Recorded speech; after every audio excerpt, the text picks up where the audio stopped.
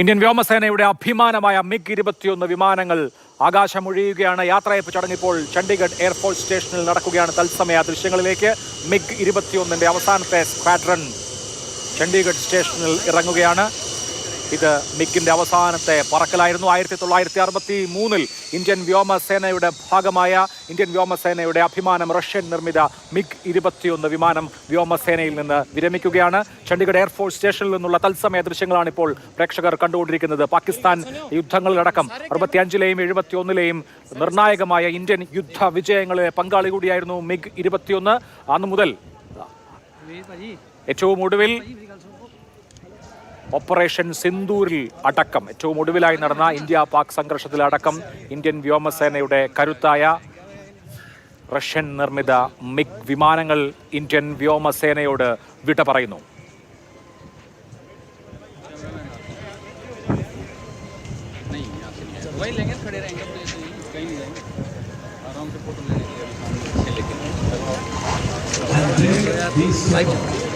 अच्छा अच्छा यही तो फुल क्या रूफ फुल क्या सर है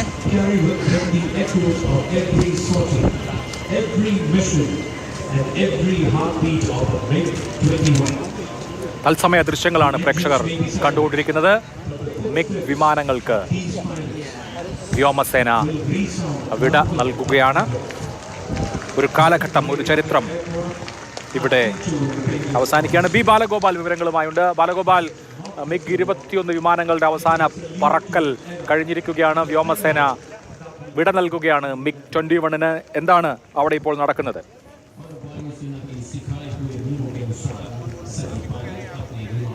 അഭിലാഷ്, മിഗ് 21 യുദ്ധവിമാനങ്ങൾ അല്പസമയം മുമ്പ് ലാൻഡ് ചെയ്തു. നമ്മളിപ്പോൾ ഈ വിരമിക്കൽ അല്ലെങ്കിൽ വിടവാങ്ങൽ ചടങ്ങിൻ്റെ ഏറ്റവും നിർണായക ഘട്ടമാണ് കാണാൻ വേണ്ടി കഴിയുന്നത്. ഈ ദൃശ്യങ്ങളിൽ കാണുന്നത് പോലെ തന്നെ മിഗ് അവസാനമായി പറത്തിയ 6 വൈമാനികർ, 6 മിഗ് വിമാനങ്ങളായിരുന്നു ഇന്ന് അവസാനമായി പറത്തിയിരുന്നത്. ഈ 6 വിമാനങ്ങളുടെയും വൈമാനികർ ഇപ്പോൾ ഈ വിമാനത്തിൽ നിന്ന് പുറത്തേക്ക് വരുന്നു. നേരത്തെ അവർക്ക് ഈ ആചാരപരമായ വാട്ടർ സല്യൂട്ട് നൽകിയിരുന്നു. സ്ക്വാഡ്രൺ ലീഡർ പ്രിയ ശർമ്മയുടെ നേതൃത്വത്തിലുള്ള സംഘമാണ് മിഗിൻ്റെ ഈ അവസാന പറത്തലിന് നേതൃത്വം നൽകിയിരുന്നത്. 2 ഫോർമേഷനുകളിലായിട്ടായിരുന്നു ഇന്ന് ഈ 6 യുദ്ധവിമാനങ്ങൾ, മിഗ് 21 6 യുദ്ധവിമാനങ്ങൾ അവസാനമായി പറന്ന് ഉയർന്നിരുന്നത്.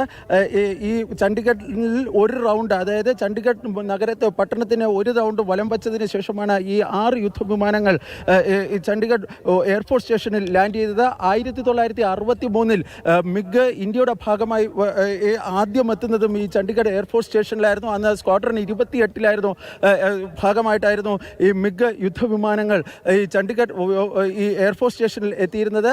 ഇപ്പോൾ അതിൻ്റെ ഏറ്റവും നമ്മളൊരു ചരിത്ര നിമിഷത്തിനാണ്, ഇന്ത്യൻ വ്യോമസേനയുടെ ചരിത്ര നിമിഷത്തിനാണ് നമ്മളിപ്പോൾ സാക്ഷ്യം വഹിക്കുന്നത്.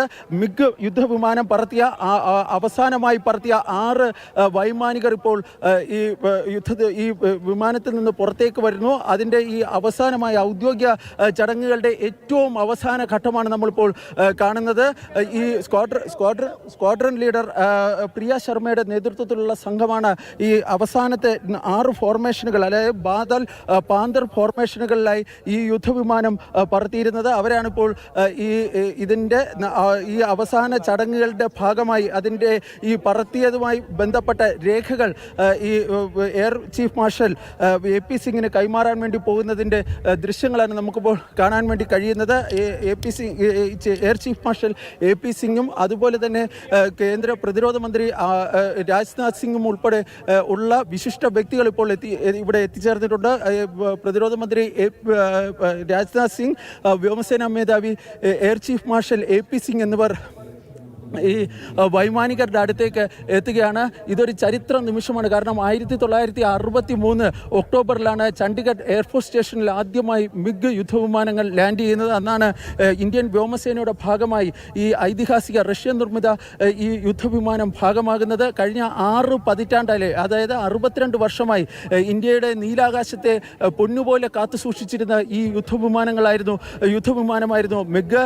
1965-ലെയും 71-ലെയും 1971 ഇന്ത്യ പാക് യുദ്ധത്തിലും അതുപോലെ തന്നെ 1999 കാർഗിൽ യുദ്ധത്തിലുമൊക്കെ ഇന്ത്യൻ വ്യോമസേനയുടെ കരുത്തായി പ്രവർത്തിച്ചിരുന്ന ഈ യുദ്ധവിമാനങ്ങളുടെ അവസാന വിടവാങ്ങൽ ചടങ്ങിനാണ് നമുക്കിപ്പോൾ കാണാൻ വേണ്ടി കഴിയുന്നത്. വളരെ വൈകാരികമായ അന്തരീക്ഷമാണ് ഇന്ന് രാവിലെ മുതൽ ഈ ചണ്ഡീഗഡ് എയർഫോഴ്സ് സ്റ്റേഷന് സമീപത്ത് ഉണ്ടായിരുന്നത്. കാരണം ഈ വ്യോമസേനയിലെ തന്നെ മിഗ് പറത്തിയിരുന്ന മുൻ വൈമാനികരുൾപ്പെടെ നിരവധി പേർ ഇവിടെ എത്തിച്ചേർന്നിരുന്നു. അവരെല്ലാം ഈ ചടങ്ങിൽ പങ്കെടുക്കുന്നതിന് വ്യോമസേനയാണ് അവരെ ഇവിടേക്ക് ക്ഷണിച്ചിരുന്നത്.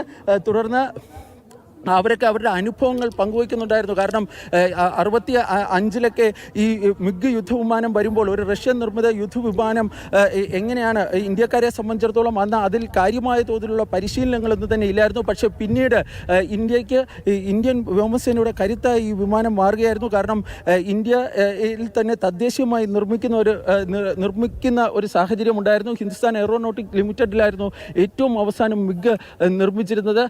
ഈ മിഗിൻ്റെ ഈ ഔപചാരികമായി, അതായത് ഈ 6 വിമാനങ്ങളും യുദ്ധവിമാനങ്ങളിൽ ലാൻഡ് ചെയ്തു. അവയ്ക്ക് വാട്ടർ സല്യൂട്ട് നൽകി. ഇതിന് ശേഷം ഇതിൻ്റെ വൈമാനികർ പുറത്തിറങ്ങി ആ വിമാനത്തോട് ഈ കൃതജ്ഞത രേഖപ്പെടുത്തുകയാണ് ഉണ്ടായത്.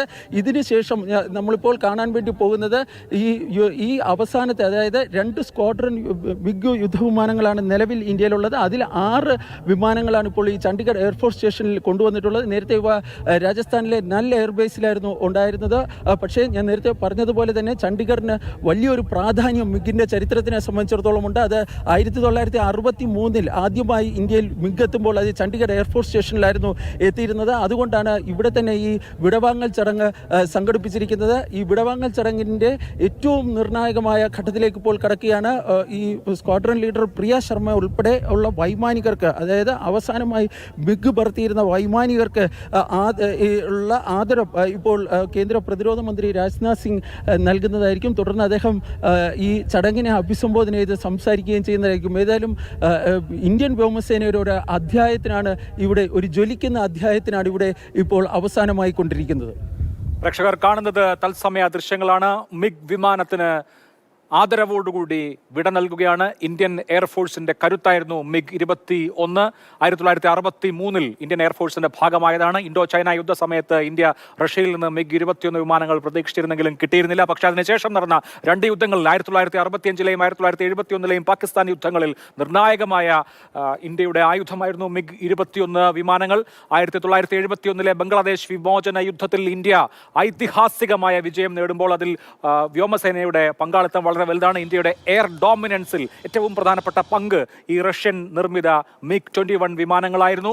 തുടർന്ന് ഇങ്ങോട്ടും ഇന്ത്യ പിന്നീട് കൂടുതൽ വികസിച്ചു. നമ്മുടെ ആയുധ രംഗം, അതുപോലെ തന്നെ പോർ വിമാനങ്ങൾ സ്വന്തമായി നിർമ്മിക്കുന്ന അവസ്ഥയിലേക്ക് ഇന്ത്യ എത്തി. ഇപ്പോൾ നിങ്ങൾ കണ്ടുകൊണ്ടിരിക്കുന്നത് തത്സമയ ദൃശ്യങ്ങളാണ്. മിഗ് 21 വിട നൽകുന്ന ചടങ്ങിൽ പ്രതിരോധ മന്ത്രി രാജ്നാഥ് സിംഗ് വിവിധ ഇന്ത്യൻ യുദ്ധങ്ങളിൽ ഏറ്റവും ഒടുവിൽ നടന്ന ഓപ്പറേഷൻ സിന്ദൂറും അതിനു മുൻപ് നടന്ന ബലാക്കോട്ട് സർജിക്കൽ സ്ട്രൈക്കിലും അടക്കം മിഗ് 21 സ്ക്വാഡ്രണുകൾ പങ്കെടുത്തിട്ടുണ്ട്. മിഗ് 21 ഒരു കാലത്തെ ഇന്ത്യയുടെ എയർഫോഴ്സ് ഡോമിനൻസിലെ ഏറ്റവും പ്രധാനപ്പെട്ട ശക്തി മിഗ് 21 ആയിരുന്നു. 1971 ബംഗ്ലാദേശ് വിമോചന യുദ്ധത്തിൽ പാകിസ്ഥാനെ ഇന്ത്യ ആധികാരികമായി പരാജയപ്പെടുത്തുമ്പോൾ അതിൽ മിഗ് 21 വഹിച്ച സ്ഥാനം വളരെ വലുതാണ്. അതേസമയം തന്നെ ഇടയ്ക്ക് ഉണ്ടായിട്ടുള്ള പ്രതിസന്ധികൾ നമ്മൾ കാണണം. 400-ലധികം മിഗ് അപകടങ്ങൾ ഉണ്ടായിട്ടുണ്ട് 1960 ശേഷം.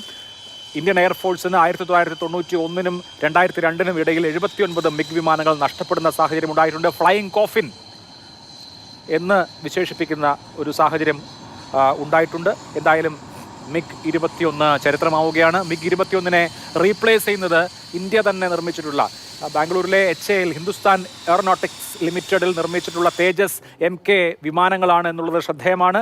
1960 ഇന്ത്യ റഷ്യൻ നിർമ്മിത ഫൈറ്ററുകൾ വാങ്ങുമ്പോൾ ഇപ്പോൾ മിഗിനെ റീപ്ലേസ് ചെയ്യുന്നത്, മിഗിന് പകരക്കാരനായി വരുന്നത് ഇന്ത്യ തദ്ദേശീയമായി നിർമ്മിച്ച നമ്മുടെ ഡിഫൻസ് കേപ്പബിലിറ്റി എത്ര വലുതായിട്ടുണ്ട് എന്നുള്ളതിൻ്റെ കൂടി സൂചനമാണ്. ഇന്ത്യ തദ്ദേശീയമായി നിർമ്മിച്ച തേജസ് വിമാനങ്ങളാണ് മിഗിനെ ഇന്ത്യൻ വ്യോമസേനയിൽ റീപ്ലേസ് ചെയ്യുക. ഇപ്പോൾ ചണ്ഡീഗഡിൽ ചടങ്ങുകൾ നടക്കുകയാണ്.